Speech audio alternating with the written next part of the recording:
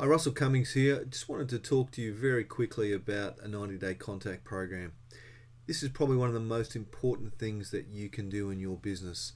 And my experience is that organizations and businesses that roll out an effective 90-day contact program are far more likely to grow and prosper than those that don't. In my experience, it's one of the few things you must do. And what it's based on is ensuring that you systematically contact everybody in your database every 90 days. And what this does is re-imprint your business back on their mind again, so that they're constantly getting, Business X, or in my case, Russell Cummings re-imprinted on their brains, because their brains clear after every 90 days. And I've actually proved this in business a number of times. So got to develop a 90-day contact program. It's really quite simple. Look at the instructions, but very quickly, the first thing we need to do is group our clients and categorize them. So we need to look at our customers. You might have one or two groups of customers you want to look at, and you might want to break them down into different categories. And the reason why you want to break them into different categories is because not all clients are equal. So, and it's not just about the amount of fees or sales that they do with you. There may be some other factors. So let's look at what those factors could be.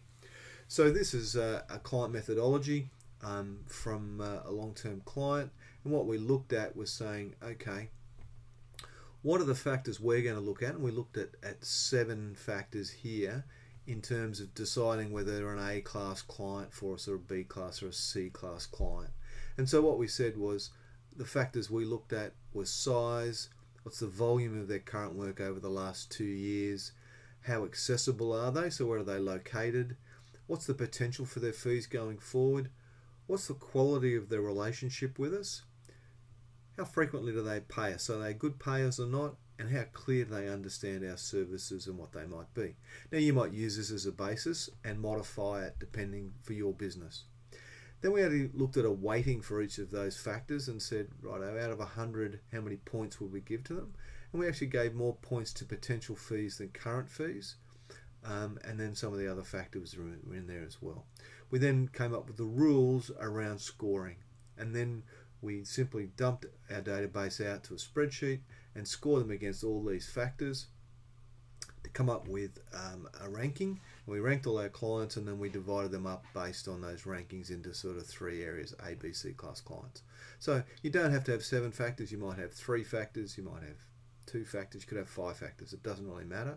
The important thing is that you take the time to clarify, what does a good client look for you. So think about your good clients, the customers that you like working with and that are great to work with, and then think about, okay, what are we going to do to grade them? All right, so that's step 1, grade your customers.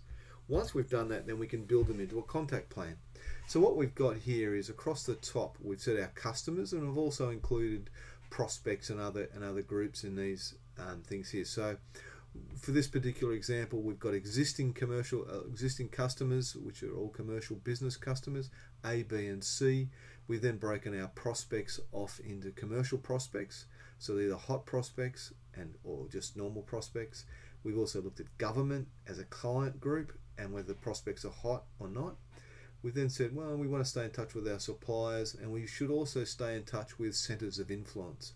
And centers of influence are people who are more likely to send you and refer you more work than they are to be a client. So depending on your industry, they could be accountants or lawyers or manufacturers or other people. They could even be suppliers, I suppose, for some of you. So you put those across the top, and then down the side you list the potential contact activities. Now we've put some of the main ones here. A newsletter, so a newsletter, electronic or paper, is a good basis for making sure you get that minimum 90-day contact. We then said you could also have do phone calls, so give them a call on a regular basis. We could visit them on site, we could give them gifts, and maybe we could send them a Christmas card. But you may also like to invite them to events. You might take them to the footy or the cricket or something, or the opera, whatever suits you and the client. And you may also have special internal events, drinks nights or lunches or something that you want to invite them to. It's then about thinking, well, about the events and the gifts and the Christmas cards. Who do we want to invite to these things? So who will we invite? and then and you might only invite, say, selected C-class clients to a thing, or in this case with gifts, we said we'd only give selected clients. That's what the S stands for in the key. So we give selected suppliers and selected centers of influence a gift. We've then said everybody gets the newsletter quarterly, although centers of influence we mainly send them every second one. I'm not sure why we decided that. Phone calls, we looked and said our A-class clients, we're going to call them monthly, just a quick catch-up call. How are you? How are you going? Is there anything we can do for you? Our B-class clients, we're going to catch up with them 6 monthly, and our A-class clients get 1 call a year from us, and we move across the table. In terms of visits, we said we're going to have an on-site visit with our A-class clients once a quarter, our B-class clients once a year, and then our C-class customers don't get a visit at all, but we're going to visit our hot prospects at least twice a year. Yeah, we'll only visit selected suppliers. So you can see you build up a table for how you're going to address this. Once you've done that, then you need to make this into a system. And this is where the real power is. So you need to use tools like CRMs and Outlook and task managers, those sort of things, to plug all these things in and set them up so it says you're due to call such and such a client this date. It pops up with a message and says call Frank, re-follow-up call, that sort of stuff. Call so-and-so to make a visit.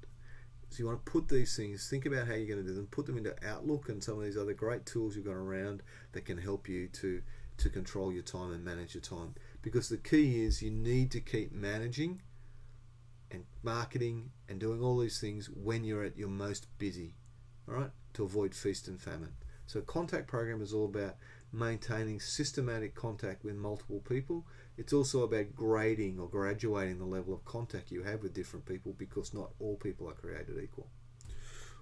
All right, in a nutshell, it's a 90-day contact program, one of the most critical things you need to do in your business, and I'll leave it there. Thank you.